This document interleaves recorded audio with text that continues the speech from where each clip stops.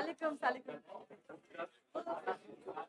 Thank you, thank you. Very nice.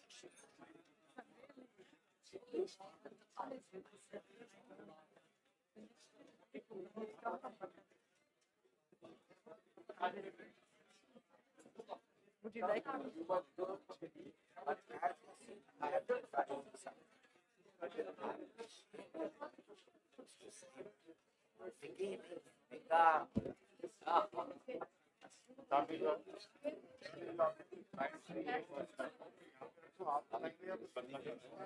I think slides, not like podium here, slides, I think let's see about the program to the line assembly में देखा है आपके पास assembly में आपके program किया था कि तो लगा देते हैं वो चलाओ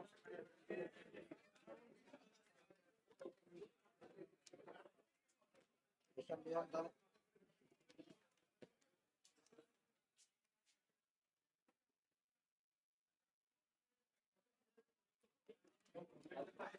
एक माइक होगा एक माइक होगा एक माइक आवाज सही है तो कोई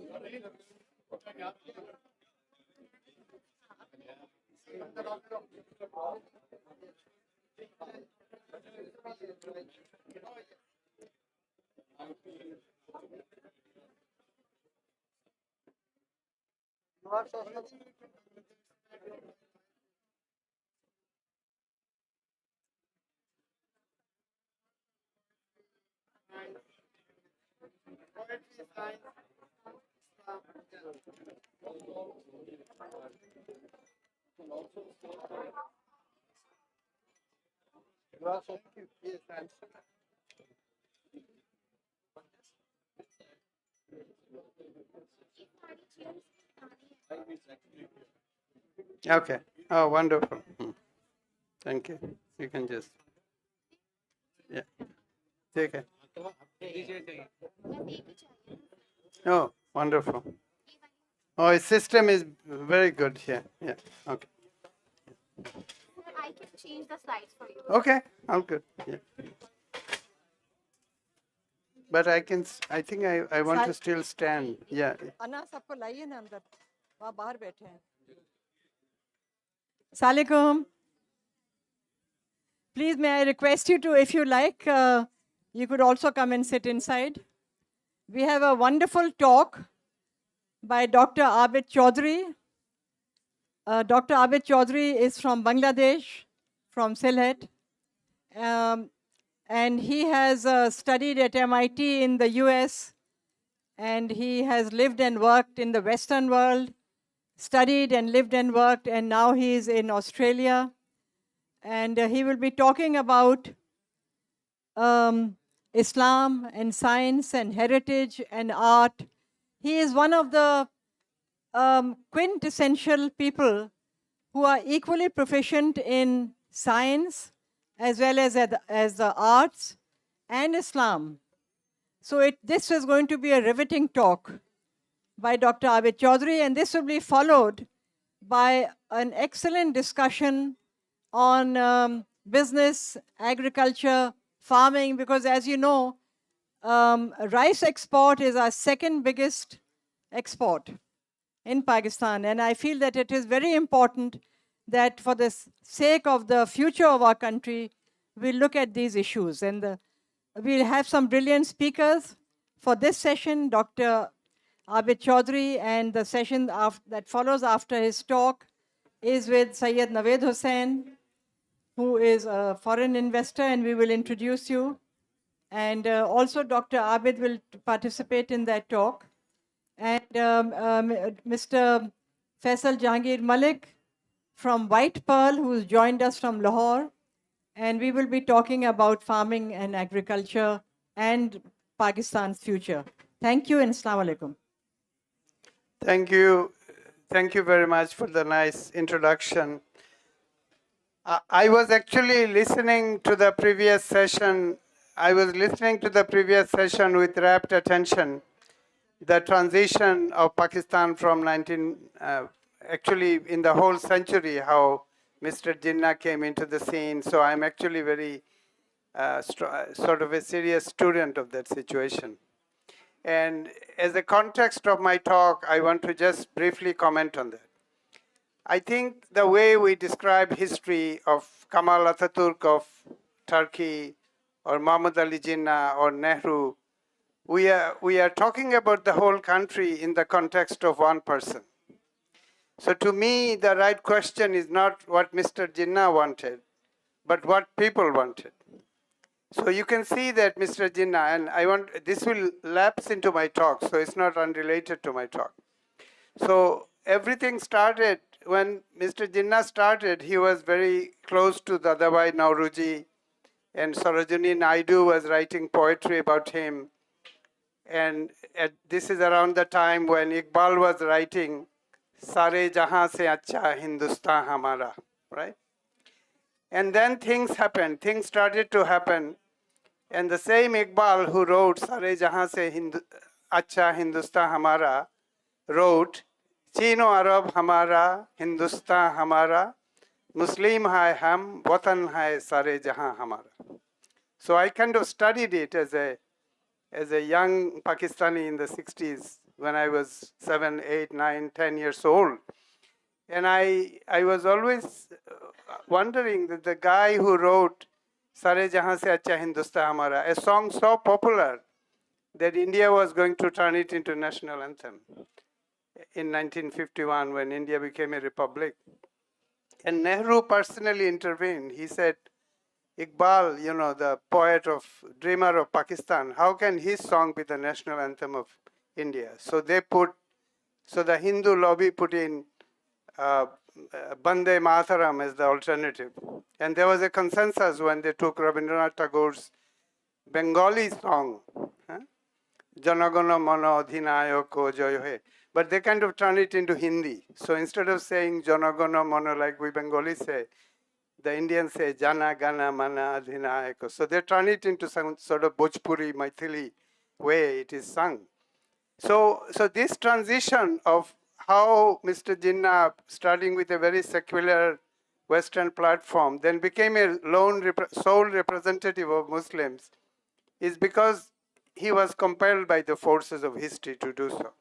It is not that he alone has the agency. People had agency. So I think this was my little interjection on the previous talk. And going forward, whether it's for Pakistan, India, or Bangladesh, I think it will be good not to anoint one person with the sole agency and kind of talk as to what he wants. The question is what we want. And that is how we should discuss history. So I want to then say that why do we want something or don't want something? What does it mean? And who are we anyway? So this is the way I want to start the question. And it all boils down to our brain. And this is something we don't talk about because we come from the tradition of law, literature, humanities, social science. We don't think about science.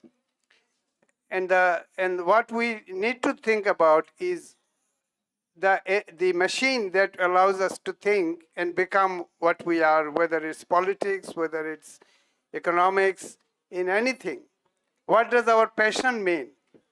What does our Muslim identity mean as opposed to our secular identity? Anything that we are is dictated by our brain. We don't think like that, but we should think like that. So the science says, and this is a recent paper that was published, that human beings evolved out of non-human ancestor, Neanderthal, which was not doing any of this. They were not making nation state or music or art or anything. Something very serious happened. A giant mutation converted Neanderthals to human being somewhere in like 200,000 years ago or something. There is a difference of opinion about the time. So of course religious people would object and say, no, human beings were created instantly by Allah in one go.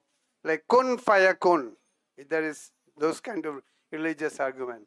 But we know for a fact, it is not anybody's opinion, that we mutated out of the great apes and most recently from Neanderthals. people think due to one giant mutation called TKTL1 happened. And you can imagine if you want to be dramatic and see how it happened. So there were all these proto-humans and pre-human society. And suddenly there was a hyper genius who could think in a fundamentally different way. And why could that person think fundamentally different way? Because suddenly he has a mutation and the way the brain information is transmitted attained a order of the magnitude more ability than the previous state.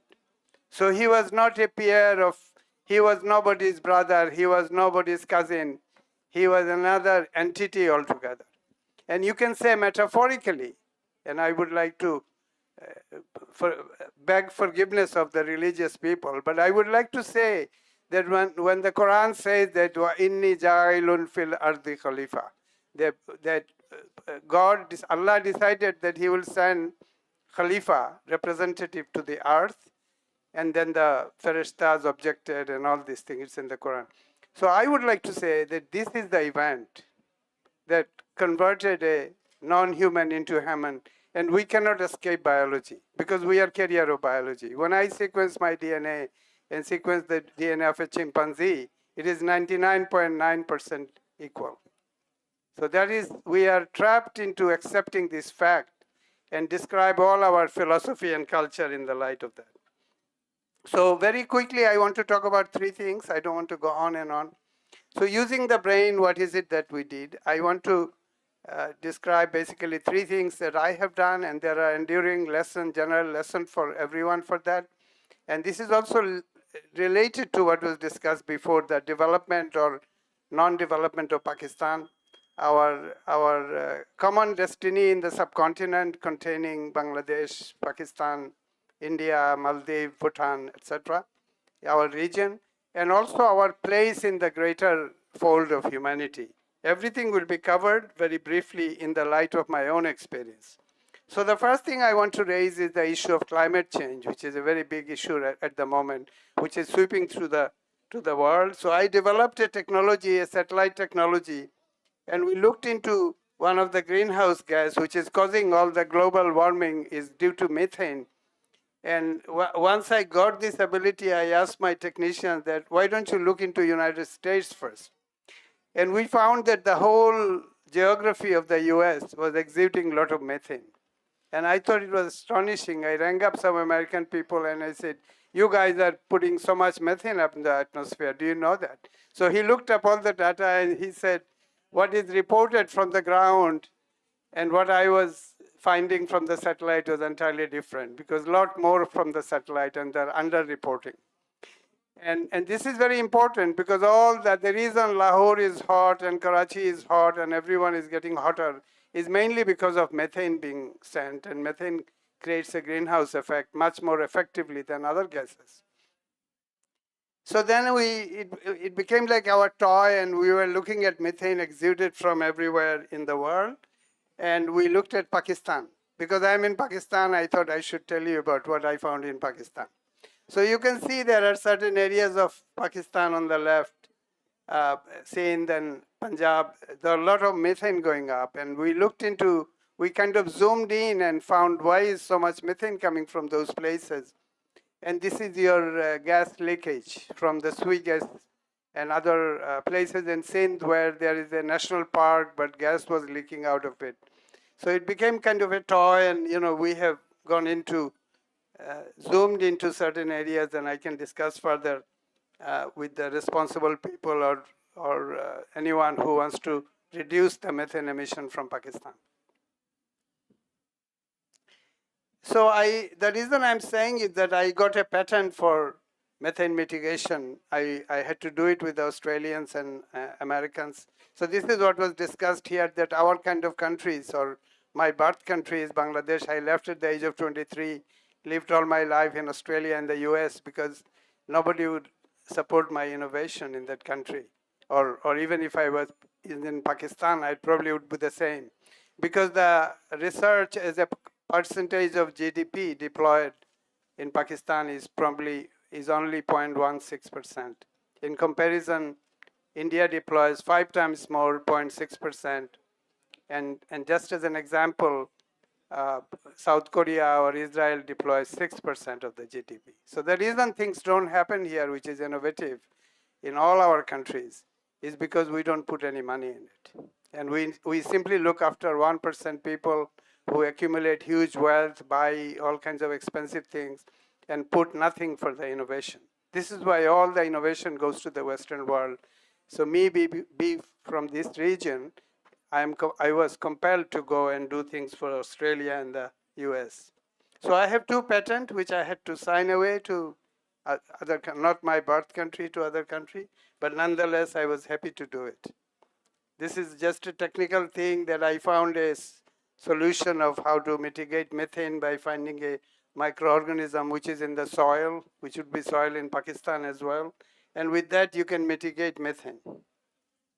The second topic quickly I want to discuss here is a field that is emerging which is called gut microbiome, which is the kind of bacteria you carry in your body. So previously we used to think that bacteria is bad and you have to kill it off with antibiotic or Dettol. But about 10, 20 years ago, people found that your health, your wellness, your longevity, all determined by the massive, massive number of bacteria that you carry in your body, and it's called microbiome. And this is connected with your brain, your mood, your sense of hopelessness, your sense of optimism is being dictated from your gut, actually, and heavily dependent on your food. So this has opened a whole new area of research of which I am very much seriously involved. And I established a company called Genofax, which is established in Australia. We are active in the US, but I would like to bring it over to Pakistan as well if there is interest.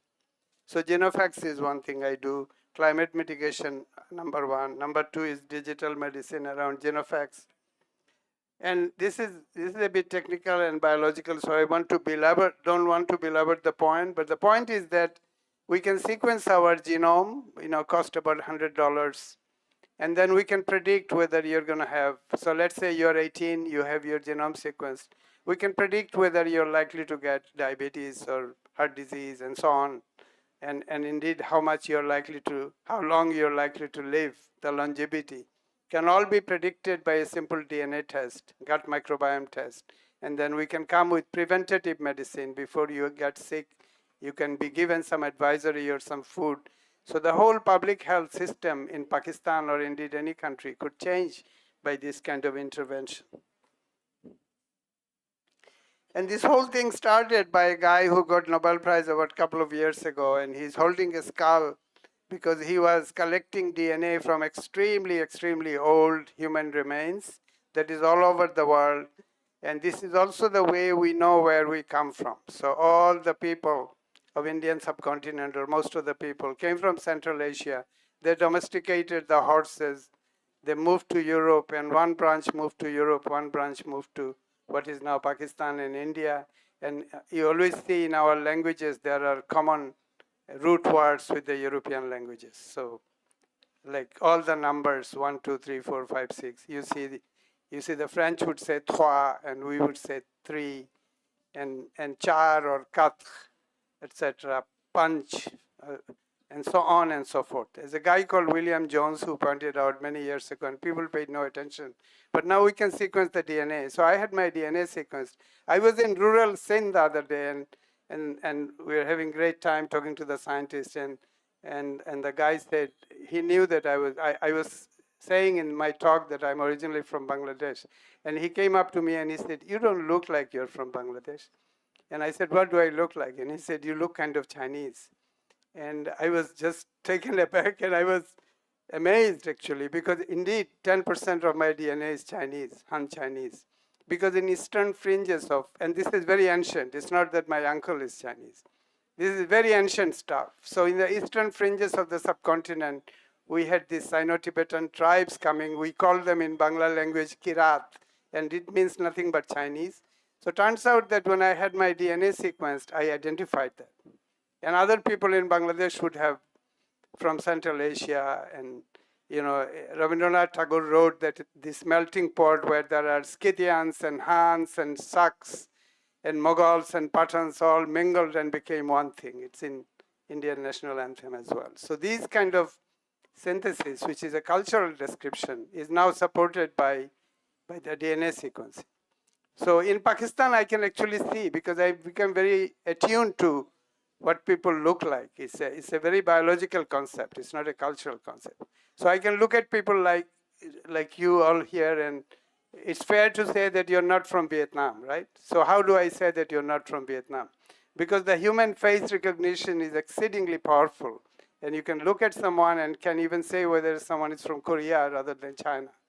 And this is because this extraordinary face recognition machine we have. And it's all supported by the DNA sequencing. And lo and behold, when I go to Thailand or China, in Thailand particularly, people would come and talk Thai to me. And I said, why are you saying Thai? And he said, you look kind of Thai. So it's all supported as well by DNA sequencing. And this is the Neanderthal. This is our ancestors. This is the character from which we have mutated into becoming Homo sapiens. Some people say 200,000 years ago. So the only race relevant in the world is human race, not Punjabis, Sindhis, Baluchis. These are superficial things we have imposed much later. And we have started this endless quarrel on this finer detail of how our languages are slightly different. When we ought to be talking about our common humanity, this lesson is coming from biology in the most profound way, but politics and society has not caught up with it, unfortunately, yet. But the way to future of any country or the whole humanity is to recognize our common humanity and think of us as one race, which is the human race. So there are a lot of technical stuff here, all talking about my company, Genofax, and digital medicine. I want to quickly move on. A lot of the study, what this graph shows, that most of so the reason you go to a doctor and gives you a dosage of aspirin or any other medicine, and the study has been done on European population. Our kind of countries, Asia, Africa, and Latin America, never participated in any medical study, and we should. So this digital medicine of DNA sequencing is very individualized, very personalized. So if you come, only your DNA is sequenced, and precise medicine is given to you on the basis of that sequence. You are not given a medicine on the basis of some study in Sweden, which is the case at the moment. Most of the study in Sweden, Germany, and we don't know that, but because the medical establishment obscures it from us. And this is one of the reasons why diseases are not disappearing, because we don't have precise personalized medicine, and we can. So if there's an investor here, I'm also inviting people to talk to me so we can bring this technology to Pakistan. So we have a kit in Genofax. If you just go to a number and you click and you're sending this kit and you send your sample, and the sequencing will be done, the result will come to you, and predictive profiling of you will take place, and you'll get an advisory, etc., etc. So next, my final, maybe, the next thing I did, and for which I am kind of gotten fairly known now, is because I converted a rice which normally gives only one harvest into a rice which gives 5 harvests. So you're seeing a drone photo here where the farmers' field are all green, and my one looks golden because it is giving a crop in the wrong time. So this area in the shape of T already gave 1 harvest, and now it is giving a second harvest only 50 days after the first harvest, when the other people have merely planted, and so I have found a way of rapid cycling rice into multiple harvests, converted into mono-harvest crop into 5 harvest crop, because only 5 harvests is possible in a year in Bangladesh. So we call it pancha brihi. I took resort to the ancient word pancha, which comes from the 5 fingers. So you punch someone, and this English word punch means you are using 5 fingers to hit him. Or you mix 5 fruit juices and you make a fruit punch. So this punch is a very ancient word, and ancient Buddhist philosophy of Panchashila means there are 5 ways of things. And I have a book now on this Panchabrihi rice that you can have a look. But without going into all the technical stuff, the take-home lesson is that I came up with an idea about 24 years ago when I was overseas, but I was working in parallel in my village. And I said, why should rice give only one harvest and die? It is not something like God's design or written in stone. We can change it. So to make a long story short, I set up an elaborate process of research and plant variety development, if you will. And this is now available to the world. So I have actually have hundreds of varieties which does this. Turns out that this is again very technical. So there are, yeah. Just for 2 minutes, can I interrupt? Yeah, of course. Culture wants to just say a word. Yeah, of course. Of course, yeah.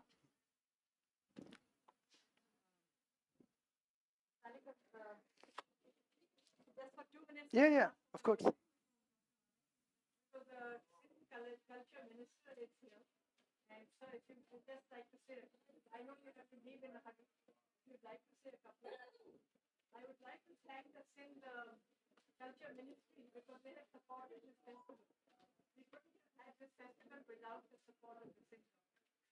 Thank you. Sir, Sayyid Zulfikar Ali Shah.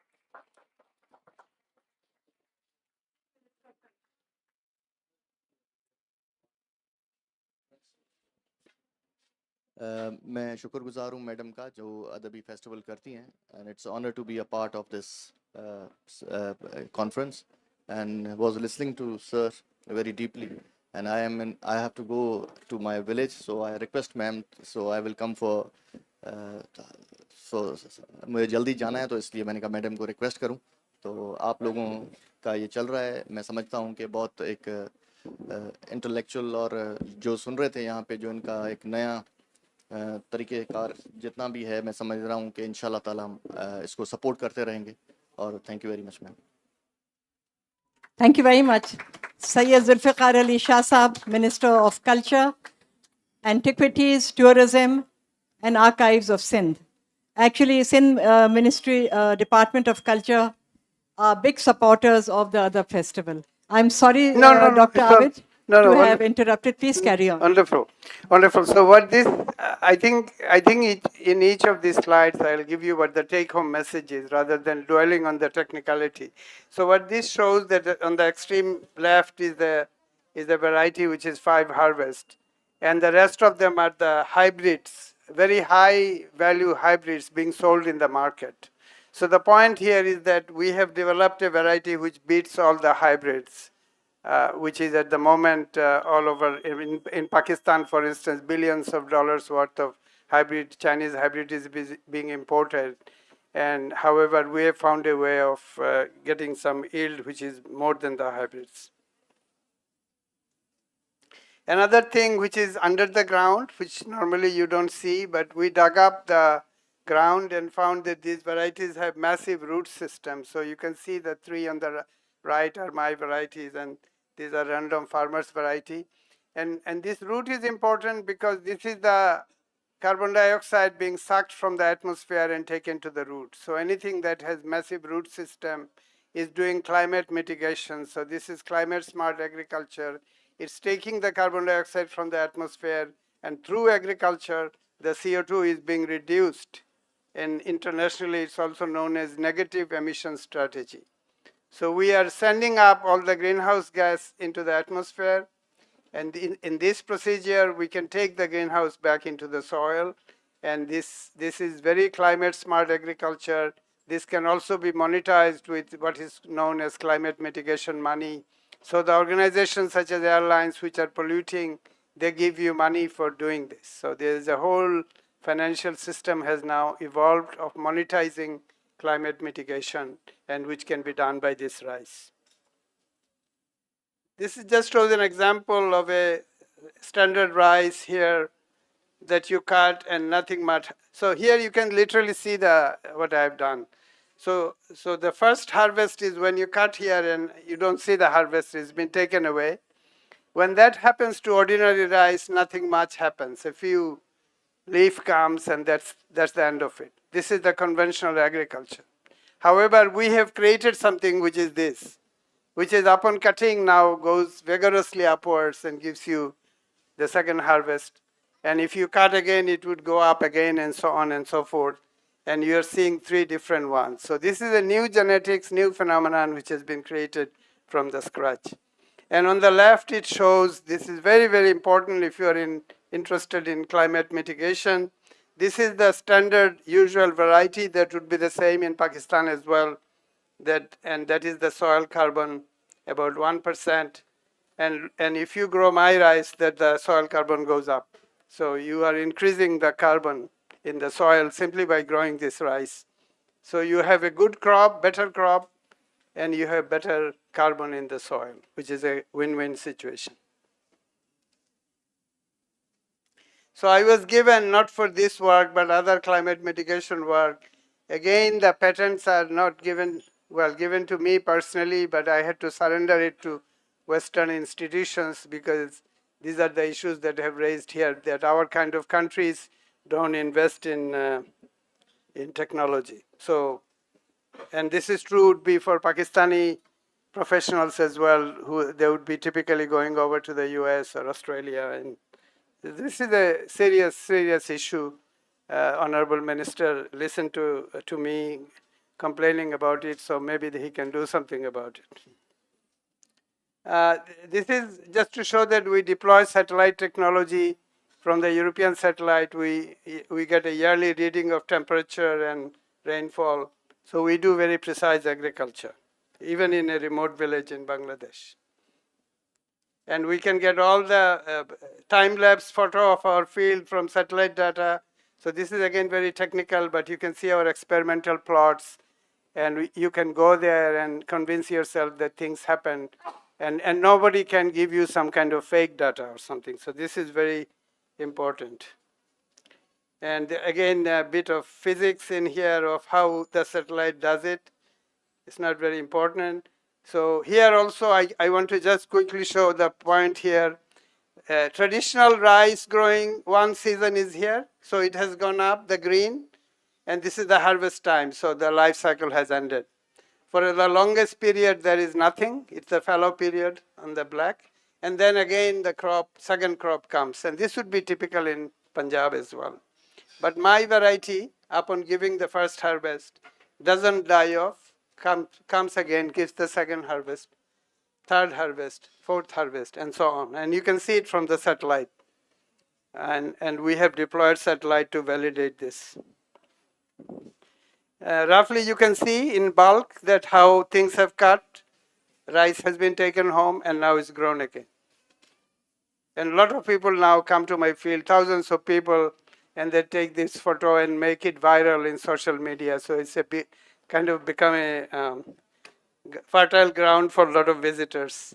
And we work with rural farmers and sort of develop this technology in a very rural condition. This shows that this Pancha Vrihi, PV, in Hindi they say Vrihi, and in Bangla we say with a small b, Vrihi. So whatever it is, Pancha Vrihi, Vrihi. Vrihi is the ancient name of rice, and the Greek dropped the V and it became Rihi, and then it became Richi, and that's how the word rice came. So it's a bit of a history. And you can see the individual bouquet of grain is much bigger than ordinary rice.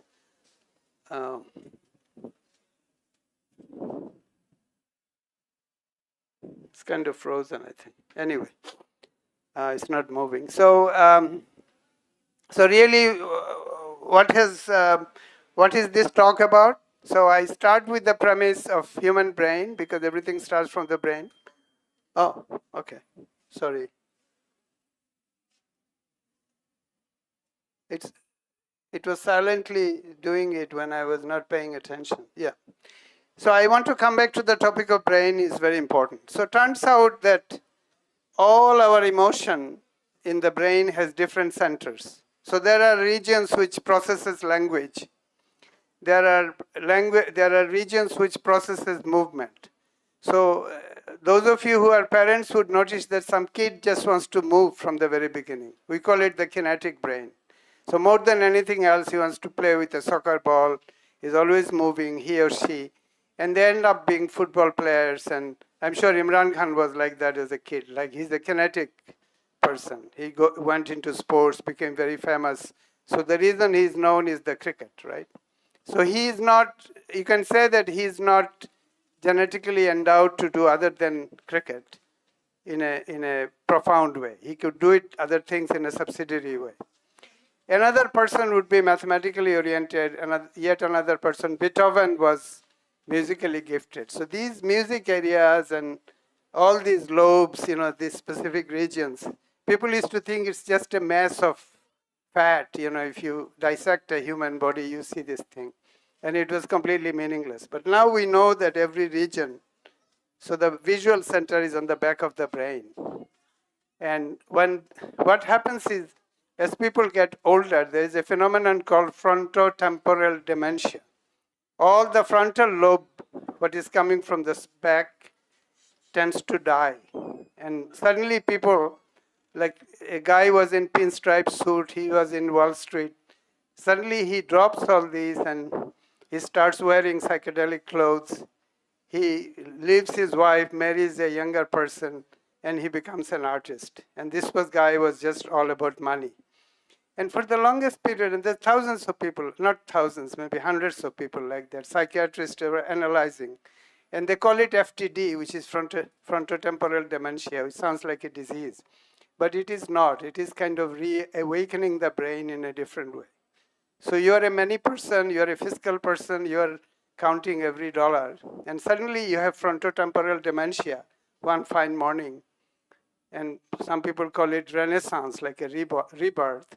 And you say, why the hell am I been an accountant all my life? So you just run away somewhere, Patagonia, and you start a new life and you become an artist. So all because something happens here. It's not a philosophical decision or a cultural decision or a moral decision. So we are compelled to do what we do because of this. So we should not, to the extent, if I preach it everywhere and say that nobody has any mistake or criminals are not culpable for their crime, then somebody will arrest me, I think, and put me in jail for saying it. So I have to say it carefully, but more or less, we are a creature of neurobiology. This is why when we look at the other person and say, oh, his accent sounds like he's not from here, and therefore I should ostracize him or I should other him, it is because our forefathers did it when they lived their own little caves, and they judge people by sound, sonic judgment. Your accent isn't correct. Like if I start speaking Urdu, people will know I'm not from here, right? So, and the other way we judge is visually through the appearance. So this is all hardwired in here. And in order to become non-racist or non-judgmental or non-communal, we have to work here. And how do you work here? Through education, through autosuggestion, through continuously repeating that human race is one race, etc., etc. We can make actual biochemical changes because the human brain has a capacity for what is known as elasticity. And so let's say if you are not into movement and you start running, slowly what happens, the brain itself changes. You become a physically different person. You also become a physically different person with the new neuronal connection made when you study very hard. And as you know that if you learn swimming, you never forget it. If you learn to ride bikes, you never forget it. How does that happen? Because you get changed here, physically changed. Your hardware actually changes. And all our religion, our language, our tendency to think of ourselves in a particular way is our software. So this is where science, art, and heritage and perception, everything meets in the body. And somebody very wise says that everything is in the body. Everything is vested in the body. Why everything is vested in the body? In the Baul song, in the Sindhi and Punjabi Sufi songs, I hear a lot of Sanam Marvi and Hadika and all these people. And all the lyrics talks about body and soul and in a very lyrical way. But actually without realizing it's talking about neurobiology. So this is the distilled essence of my talk, that in the body, art, science, and tradition, everything merges together. And if I want to be very specific, there are language centers, there are music centers, very technical stuff. You can all look up. Broca's area has a Broca's area, Warnick's area, where language is processed. And Noam Chomsky studied it and came up with the idea of generative grammar. And the same technology, which is called natural language processing or NLP, has now been recruited to come up with ChatGPT. So ChatGPT is nothing but learning from human brain via what is the technical term is NLP, natural language processing. It's kind of mimicking the human ability to make infinite number of sentences and teaching it to the machine. So brain and maths also related. Some people are gifted in maths. Other people cannot be taught maths by hundreds and thousands of hours of coaching. And some people are just excel in maths. We should not blame people who can't seem to have anything good about maths. Brains of maths. Brain is very particularly focused on music because music came long before language. So when we were evolving, we learned music first, and words came much later. That's why anything rhythmic makes sense. Prose is saying the sentences we say like now is very recent. People were talking in music and rhythmic texts, rhythmic sounds for thousands of years before they discovered flat prose. This is one of the reasons I gravitated towards poetry from very early age, and I'm a great fan of Urdu poetry as well. And you can see the whole effect of Urdu poetry of Iqbal or Faiz Ahmad Faiz is 100 times more than any prose. And then this lyric has been recruited into music to create Qawwali, which was brought by Amir Khosrow into this subcontinent from Persia, actually. So all his Amir Khosrow's poem has been turned into what we call now Qawwali. So this cultural knowledge, this specific cultural knowledge, appreciation for Qawwali, the grand idea of universe and our place in it, all finally is vested in the body in the form of our brain. This is the kind of take-home message of my talk. I think and this is just to show that this is not my idea or my proposition. It is actually fact. So you can put fMRI measurement on the brain and challenge somebody with some image, and then you can measure how it works. So that's about it. Thank you very much.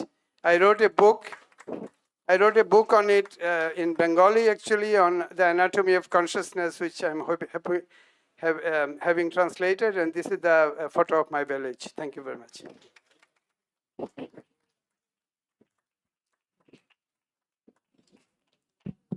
Thank you, Mr. Abed, Dr. Abed, for an enlightening discussion.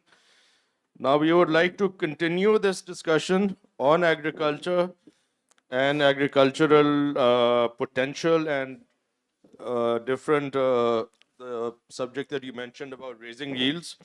So I would like to invite Mr. Naved Hussain, Mr. Faisal Jahangir Malik, and Mr. Khurram Shahzad, who is going to be the moderator. And we will continue this discussion on Pakistan's agriculture policies and raising agriculture yields. Do I take it off? Yeah. Khurram Saab is our moderator, and please.